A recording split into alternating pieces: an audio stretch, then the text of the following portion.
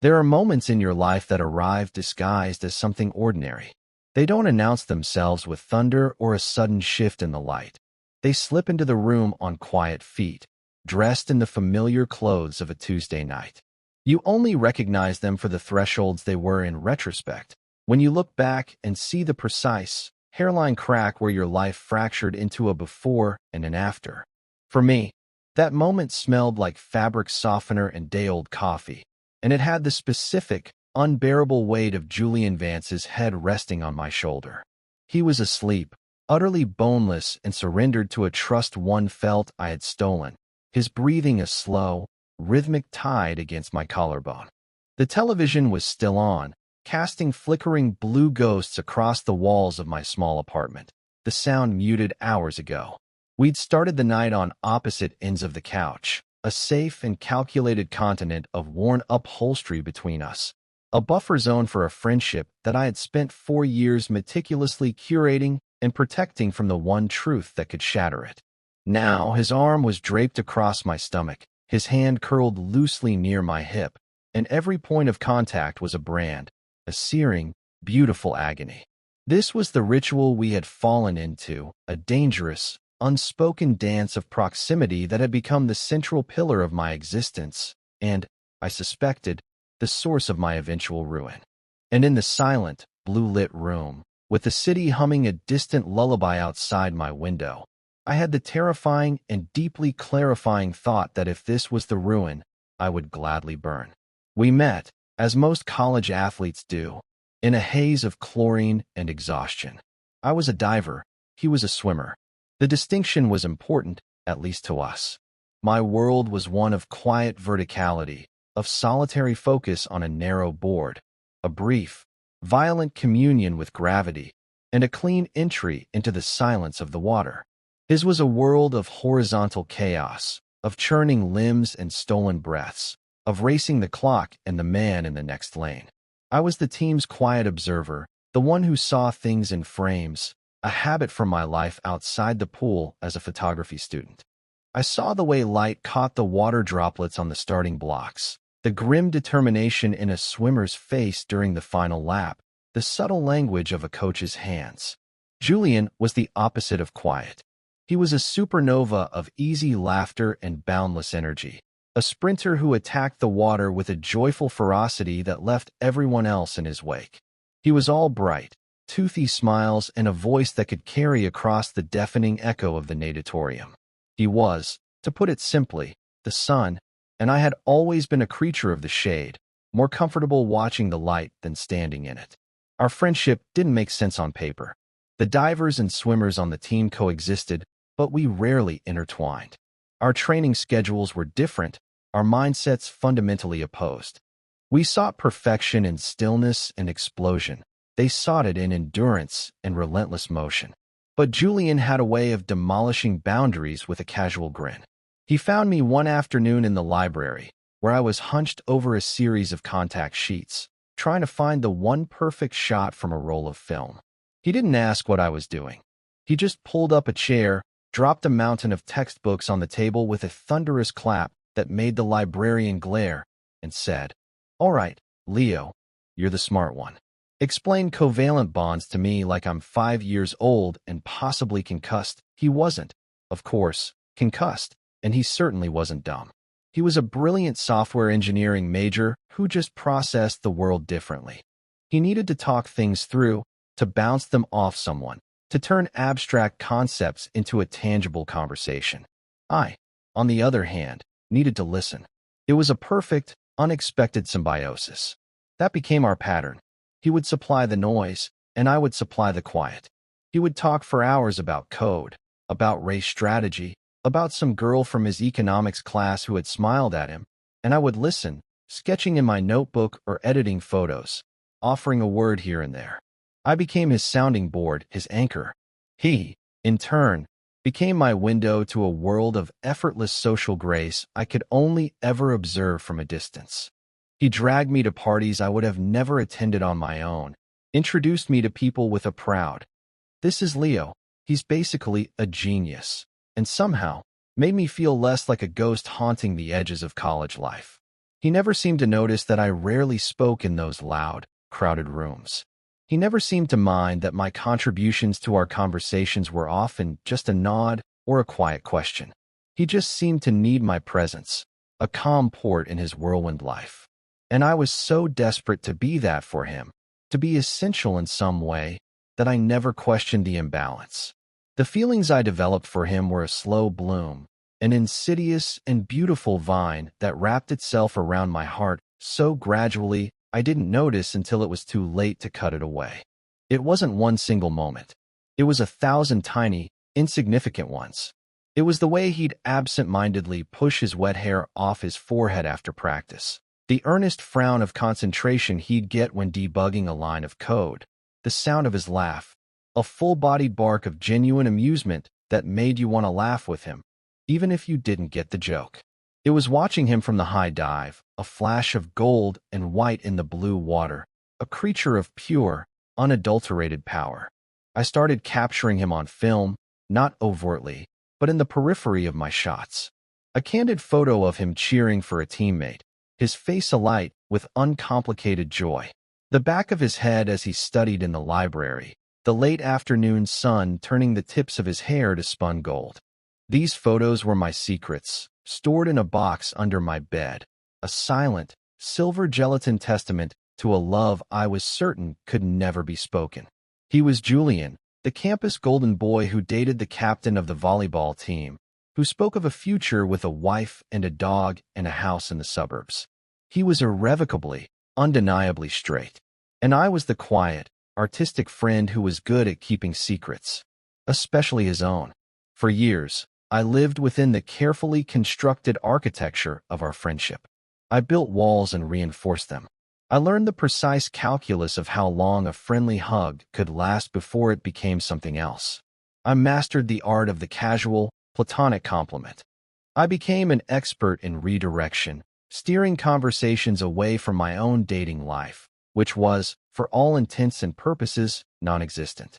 The fear of him finding out, of him looking at me with disgust, or, even worse, pity, was a constant, low-grade hum beneath the surface of my life.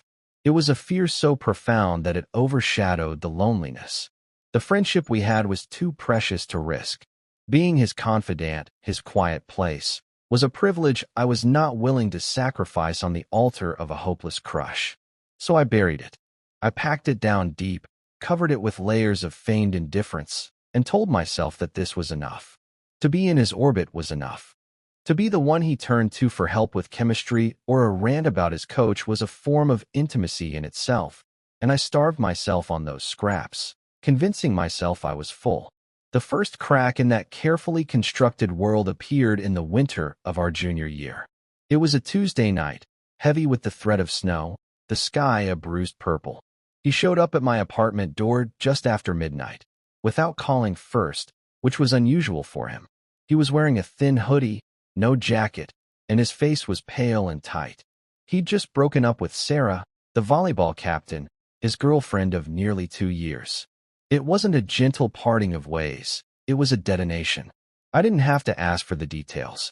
He walked past me without a word, collapsed onto my couch, and stared at the blank television screen as if it held the answers to the universe. I didn't press him. I didn't offer platitudes or easy reassurances. I just made him a cup of tea, the way my mom used to for me when I was sick, and sat in the armchair across from him, letting the silence stretch and settle. It was a different kind of silence than the comfortable ones we usually shared. This one was jagged, filled with the ghosts of shouted words and slammed doors. After nearly an hour, he finally spoke, his voice raspy. She said I'm a black hole. I waited. He didn't look at me, just kept his eyes fixed on the dark screen. She said I just take things, energy, time, attention, that I don't know how to give anything back. Not really. Not the important stuff. He finally turned his head, and his eyes, usually so bright and alive, were hollowed out, lost. Am I like that, Leo? Am I a black hole? The question hung in the air between us, heavy and real. It was the first time he had ever shown me this level of vulnerability, a raw, gaping wound where his usual armor of confidence should have been. My role had always been academic support, a friendly ear for surface-level frustrations. This was different. This was a plea for validation from the wreckage of his life. And my heart ached with a fierce, protective instinct that was so much more than friendship. I wanted to tell him that he was the sun, that he gave off more light than anyone I knew. I wanted to tell him that he had given me more than he could ever imagine, just by existing. But that was the language of the love I was hiding, so I chose my words carefully, like a soldier navigating a minefield. "No, Julian," I said, my voice softer than I intended. "You're not a black hole. You just shine really brightly. Sometimes people standing too close forget you can get burned out, too." He seemed to consider this, a flicker of something unreadable in his eyes. He didn't argue or agree. He just gave a small, almost imperceptible nod and turned back to the television. He stayed on my couch until the first gray light of dawn seeped through the blinds, and then he left as quietly as he had arrived. He had come to me not for a solution, but for a sanctuary. And in my quiet, unassuming apartment, he had found one. That night, the dynamic of our friendship shifted on its tectonic plates. I didn't know it then, but he had just started looking for a new kind of comfort, and for reasons he probably didn't understand himself, he had decided I was the only one who could provide it. The door to a new, terrifyingly ambiguous chapter of our relationship had just creaked open. The ritual began subtly, as most dangerous habits do. It started a few weeks after the breakup. Julian was a wreck, adrift in the unfamiliar sea of being single. His friends, the loud, boisterous swimmers who were his usual social circle, tried to help in the only way they knew how, by dragging him to parties and trying to set him up with other girls. But that wasn't what he needed. He needed quiet. He needed a place where he didn't have to perform his usual role as Julian Vance, the life of the party. So he started showing up at my apartment more and more often, usually late at night, with a flimsy excuse about needing to study or wanting to borrow a movie. I always knew it was a pretext. He would dump his books on my floor, ignore them completely, and then collapse onto my couch with a weary sigh that seemed to carry the weight of his entire day. At first, he maintained his distance. He would take one end of the sofa, and I would take the other, a respectable no-man's land of cushions between us.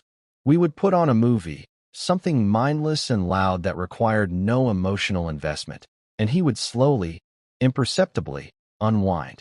The tension would leave his shoulders. His leg would stop bouncing. His breathing would deepen. It was as if the simple act of being in my quiet space, with no expectations placed upon him, was a kind of therapy. He rarely talked about Sarah or the breakup.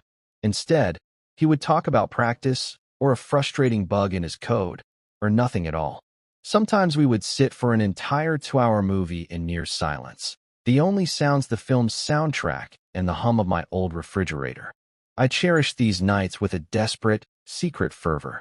They were a fragile gift, and I was terrified of doing anything that might make him stop giving it. Then, the geography of the couch began to change.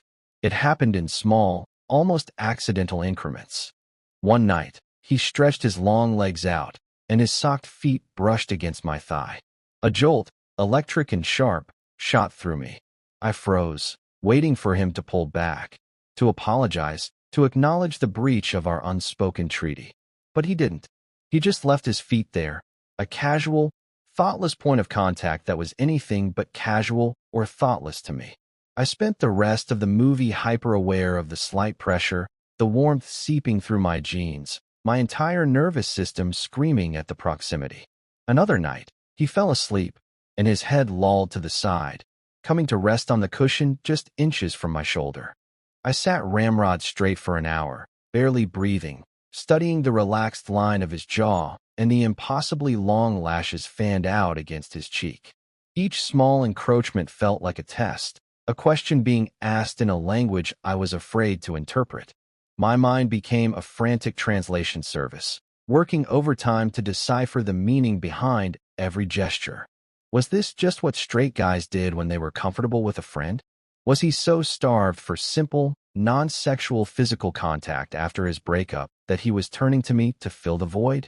Or was it possible, just barely possible, that it meant something more? The hope was a treacherous and intoxicating poison. I would spend hours after he left, replaying every moment, analyzing every shift in his posture, every glance, searching for clues, for evidence that I wasn't just imagining things. It was a form of self-torture, but it was a torture I couldn't seem to stop. The ritual escalated.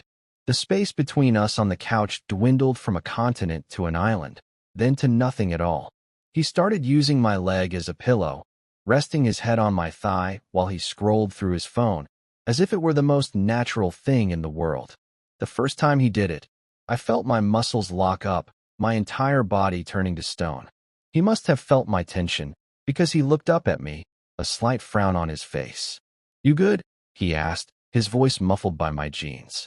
I managed a tight nod, unable to speak. "Cool," he mumbled, and turned his attention back to his phone, seemingly oblivious to the cataclysmic event that had just occurred in my inner world. After that, it became a regular feature of our evenings. His presence was no longer just in my apartment. It was on my person, a constant, warm, and agonizing weight. I learned to breathe through it, to force my muscles to relax, to pretend that having his hair tickle my leg and his breath warm my skin was a perfectly normal part of our friendship. I began to think of my apartment as a decompression chamber for him. He would arrive carrying the atmospheric pressure of his day, the stress from his classes, the physical toll of practice, the lingering sadness from his breakup. And over the course of a few hours, in the quiet blue light of the television, he would slowly return to a state of equilibrium. And the final stage of that process, the ultimate surrender, was always sleep. He started falling asleep on me regularly, not just for a few minutes, but for hours. He would start by resting his head on my thigh. Then, as sleep overtook him, he would shift, curling into my side, his arm finding its way around my waist, his head moving from my leg to my shoulder, tucking itself into the curve of my neck. This was the apex of the ritual, the most sacred and terrifying part. With Julian asleep against me, the pretense of casual friendship evaporated, leaving only the raw, undeniable truth of the situation. This was not something friends did. Not like this. Not with this level of unconscious, seeking intimacy. His sleep was a confession he didn't even know he was making. It was a physical manifestation of a need he couldn't or wouldn't put into words. He needed to be held. And for some reason, he had chosen me to be the one to hold him. I would sit there for hours, my own body aching with the need to move, my arm falling asleep, but I would not stir. I wouldn't risk breaking the spell. I would just watch the rise and fall of his chest, feel the soft puff of his breath against my skin, and commit every second to memory. I was a photographer, after all. I knew how to capture a fleeting moment, how to hold it still and preserve it. And these moments with him were the most precious, painful, and beautiful images I had ever collected. They were my masterpieces of quiet desperation. The door to his own room, back in the jock-filled dorm he shared with 3 other swimmers, was always open, he told me once. He hated closing it. He said it felt too quiet, too final. He liked the noise from the hallway, the feeling that he wasn't alone. But the door to my apartment, he always closed it firmly behind him, clicking the deadbolt into place. He was shutting the world out. Or he was shutting us in. I never knew which. The ambiguity was the landscape we lived in now. We had built a small, fragile bubble for 2, a place that operated on a different set of physical laws, where the normal rules of friendship were suspended. But I knew, with a certainty that chilled me to the bone, that bubbles were made to pop. And I had no idea what would happen to us when ours finally did. Every night he spent curled against me on the couch was another layer of pressure on that fragile surface, and I could feel it stretching thin, shimmering with the unbearable tension of everything we weren't saying. The night the bubble finally burst was indistinguishable from any other. It was a Thursday in late April, the air thick with the smell of rain and blooming flowers. A major project for one of his engineering classes was due the next day, and he had been at my apartment since dinner, coding with a frantic, single-minded focus. I had been working in the corner, touching up a set of prints for my portfolio, the quiet clicks of my mouse a counterpoint to the furious tapping of his keyboard. Around midnight, he finally leaned back from his laptop with a groan, stretching his arms above his head. Done. He exhaled, the word a plume of pure relief. I think my brain is going to leak out of my ears. It's a miracle it hasn't already, I said, not looking up from my screen. He laughed, a tired, breathy sound. Come on, let's watch something stupid. My reward for not having a complete mental breakdown. So we migrated to the couch, assuming our now familiar positions. He sank into the cushions, pulling his legs up and immediately resting his head on my lap. I placed my hand on his back, a gesture that had become as natural and unconscious as breathing.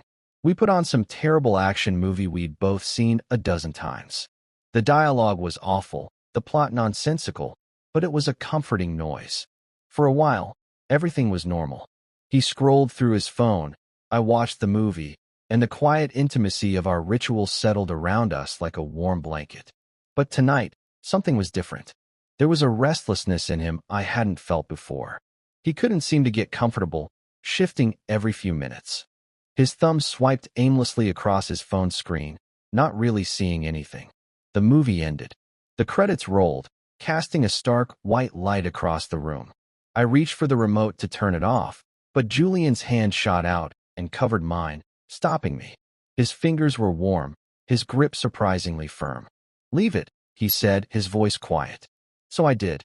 We sat there in the silent, scrolling river of names, the only light coming from the screen. The silence that fell was not the comfortable, easy silence we were used to. It was heavy, charged with a new and potent electricity. I could feel my heart starting to beat a frantic, panicked rhythm against my ribs. My hand was still trapped under his, and I could feel the faint, rapid pulse in his wrist. He was as nervous as I was. He lifted his head from my lap and shifted, turning to face me on the couch. He didn't move away. If anything, he moved closer. Our knees were touching, and the small space between us felt like a super-compressed vacuum, pulling us together.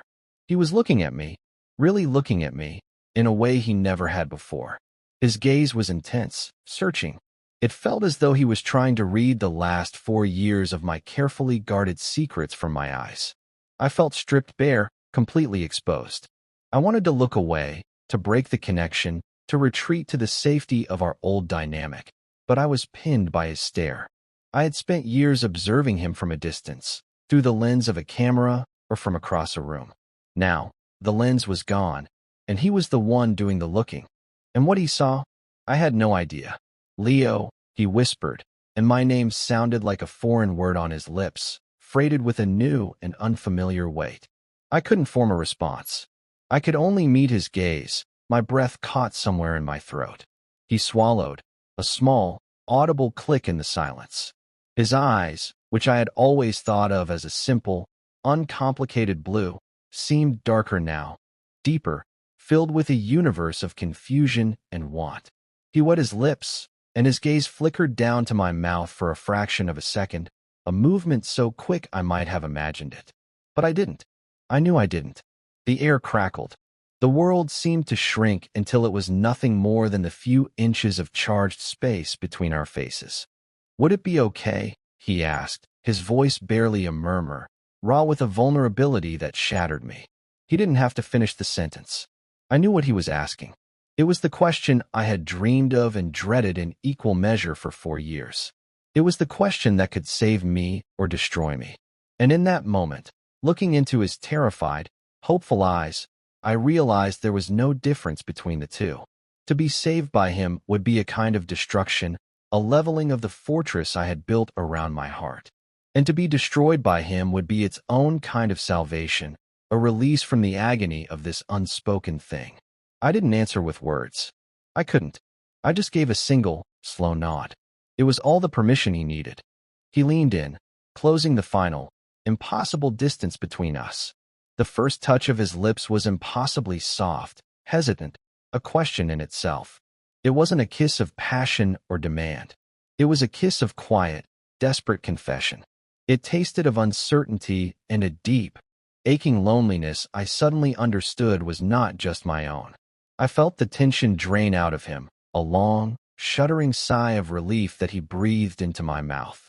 His hand, which had been resting on mine, moved up my arm, to my shoulder, and finally to the back of my neck, his fingers tangling in my hair as he gently pulled me closer.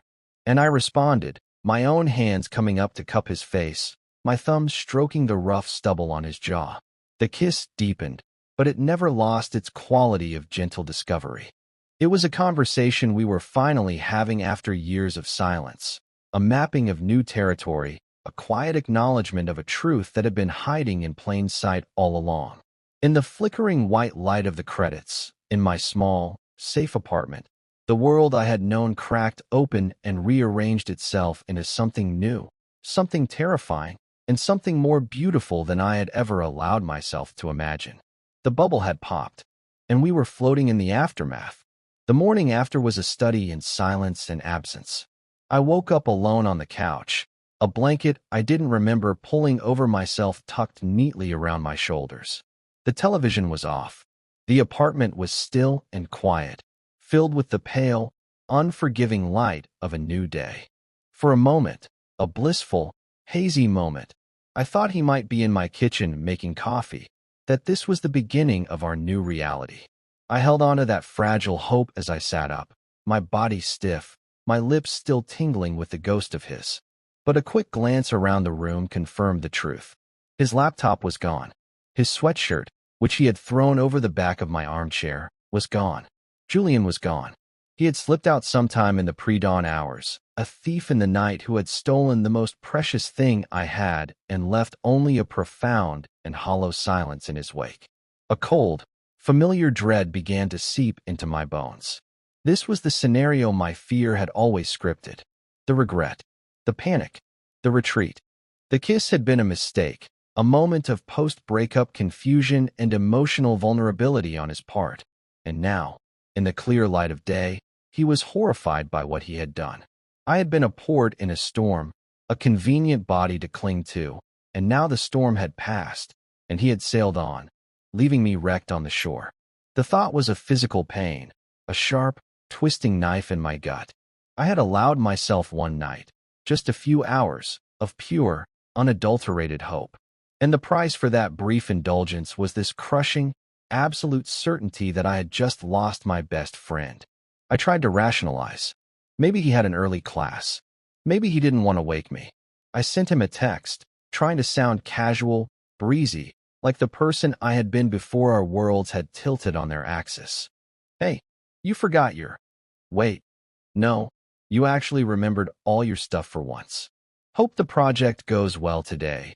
It was a weak attempt at normalcy, and the lack of an immediate reply was a deafening roar in the silence of my apartment. Hours passed. The 3 small dots that signaled he was typing appeared once, twice, then vanished. He was composing and deleting, composing and deleting. He was wrestling with what to say, which was, in itself, an answer. The Julian I knew was never at a loss for words. The silence was a confession of its own, a testament to the chasm that had opened between us. Seeing him at the pool that afternoon was torture. He was already there when I arrived, standing with his usual group of friends, laughing at something one of them said. It was his normal, effortless laugh, the one I knew so well, but hearing it now felt like a betrayal. He was performing normalcy, pretending that last night had never happened. He caught my eye across the deck, and for a split second, a flicker of raw panic crossed his face. He looked like a cornered animal. Then, just as quickly, the mask of casual indifference slammed back into place. He gave me a tight, almost imperceptible nod, and then immediately turned back to his friends, engaging them in an overly animated conversation, creating a fortress of bodies and noise between us. He avoided me for the rest of practice. When we were in the same lane for warm-ups, he would sprint ahead or hang back, carefully maintaining a buffer of chlorinated water. He didn't come over to the diving well to chat like he sometimes did. He kept his back to me, his entire posture a rigid, screaming declaration of avoidance. Every casual glance he didn't send my way, every conversation he didn't initiate, was another small, sharp cut. I felt like a ghost, haunting the edges of a life I had, until yesterday, been a central part of. The pain of it was so acute it was hard to breathe. It wasn't just the rejection of the kiss. It was the rejection of our entire friendship. He was erasing me. He was erasing us. And the worst part was, I was letting him. I stood on my board, going through the motions of my dives, but my mind was a chaotic storm of hurt and confusion. This went on for 3 days. 3 days of unanswered texts, of averted glances at the pool, of him conspicuously finding a different table to sit at in the dining hall. The silence stretched and hardened, crystallizing into a new, awful status quo. The ambiguity that had once been a source of anxious hope was now replaced by a terrible certainty. I had misinterpreted everything. The late nights on my couch, the seeking of comfort, the unconscious intimacy. It had all been a one-sided mirage. I had projected my own feelings onto his grief and loneliness, and I had built a fantasy out of nothing. The kiss had been the moment he realized what I was seeing, what I wanted, and it had terrified him. The shame of it was a physical weight, pressing down on my chest, making it hard to take a full breath. I had not only lost him, but I had also lost my own self-respect. I was the pathetic, pining gay friend from a bad movie cliché. On the third night, something in me broke. The pain curdled into a quiet, cold anger. An anger at him for his cowardice, but mostly, an anger at myself for letting him treat me this way. Our friendship, the real, solid thing that had existed for 4 years before all of this, deserved better than to be killed by a ghost. It deserved a funeral, at the very least. It deserved an honest conversation. I couldn't live in this limbo, this purgatory of his fear. I needed him to look at me and say the words, to confirm my worst fears, so that I could finally begin the long, arduous process of grieving and moving on. I walked to his dorm, my heart a cold, heavy stone in my chest. I was a man walking to his own execution, but at least it would be an ending. I found him in the dorm's common room, ostensibly studying with a few of his teammates, though he was just staring at a blank page in his textbook. I stood in the doorway until he felt my presence and looked up. The same panicked look flashed in his eyes, but this time, I didn't let him look away. I held his gaze, my own expression unyielding. "Can we talk?"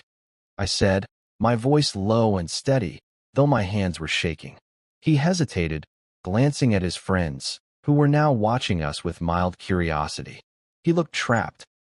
Now's not a great time, Leo. I'm kinda swamped. It'll take 5 minutes, I said, not backing down. Outside, he looked from me to his friends and back again, the social pressure finally winning out over his desire to flee. With a martyred sigh, he pushed his chair back and followed me out into the cool night air. We walked a little way from the dorm, stopping under the weak orange glow of a lamppost. He wouldn't look at me. He just stared at his shoes, his hands shoved deep into his pockets. "What's up?" he mumbled, the picture of forced nonchalance. "Don't," I said, my voice sharper than I intended. "Just don't. Don't pretend you don't know what this is about. Don't pretend the last 3 days haven't happened." He winced, flinching as if my words were physical blows. He kicked at a loose piece of gravel. "Look, Leo, I'm sorry. About the other night. I was stressed, and I wasn't thinking, and I shouldn't have what, Julian?" I pressed, my voice dangerously quiet. "Shouldn't have kissed me? Or shouldn't have run away like a coward the next morning?" He finally looked up, and I saw not anger, but a profound and desperate misery in his eyes. He looked lost. "I don't know," he whispered, his voice cracking. "I don't know. I can't lose you, man. You're my best friend." I freaked out. I didn't want to make things weird. A bitter, humorless laugh escaped my lips. "Too late for that, don't you think? Things are weird. You made them weird. You've spent the last 3 days treating me like I have the plague. Do you have any idea how that feels?" "I'm sorry," he said again, looking utterly wretched. I don't know what that was. The kiss. I don't know what's wrong with me." And that was the line that truly broke my heart. "What's wrong with you?" I repeated, my voice filled with a disbelief that bordered on rage. "You think kissing me means there's something wrong with you?" The quiet anger that had propelled me here dissolved, leaving behind only a deep, profound hurt. I had been so focused on my own pain, I hadn't truly considered his. He wasn't just afraid of my reaction, or of our friendship changing. He was afraid of himself. He was looking at the precipice of a truth he wasn't ready to face, and it was terrifying him. I took a deep breath, the cold night air stinging my lungs. Listen to me, I said, my tone softening. For months, you have been coming to my apartment. You have been sleeping on my couch, in my arms. You sought me out. You initiated every single step. And the other night, you kissed me. I didn't imagine any of that. It was real. So you don't get to treat me like some dirty secret you're ashamed of. And you don't get to act like I'm the problem here. The problem is that you are terrified, and you are taking it out on me. And that's not fair. He stood there, absorbing my words, his face pale in the lamplight. The fight seemed to go out of him, replaced by a wave of exhaustion. He looked young and incredibly fragile.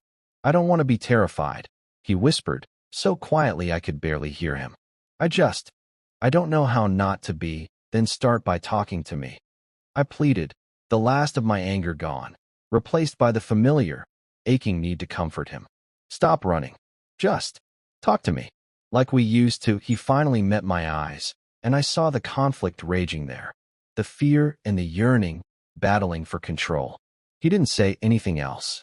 He just gave a small, defeated nod, turned, and walked back into his dorm, leaving me alone under the orange light, the chasm between us no longer silent, but now filled with the wreckage of a conversation that had solved nothing and everything all at once.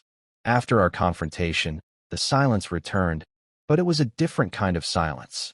It was no longer the sharp, painful silence of avoidance, but a softer, more thoughtful one. It was the silence of a held breath, of waiting.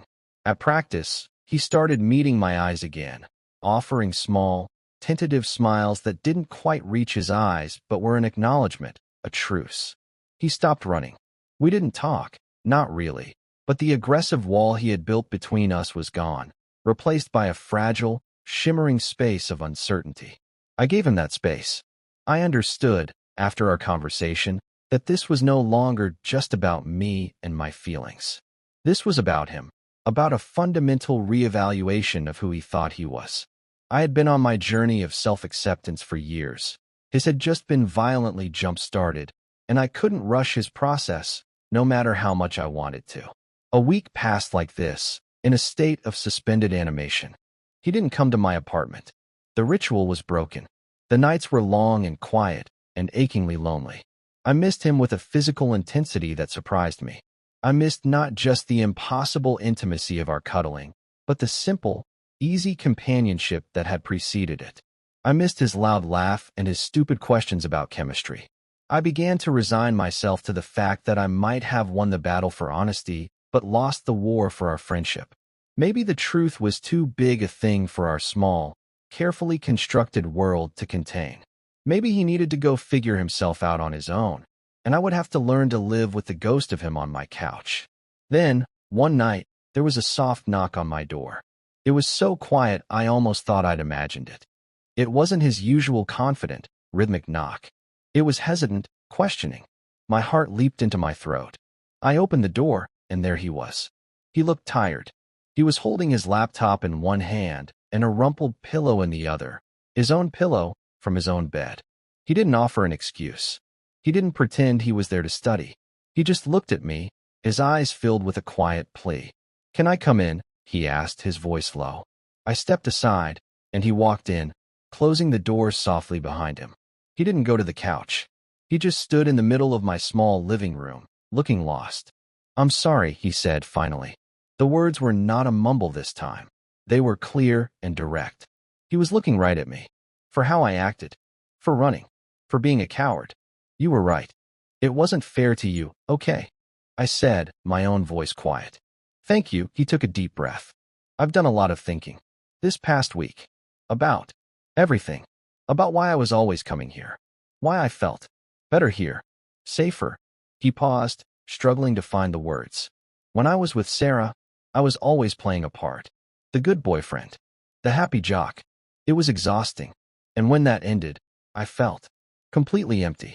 Like I didn't know who I was without that role to play. But when I was here, with you, I never had to be anyone. I could just be.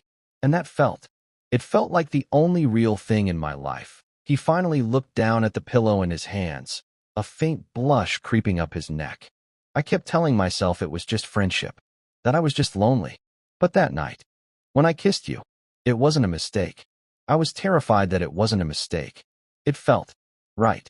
And that scared the hell out of me.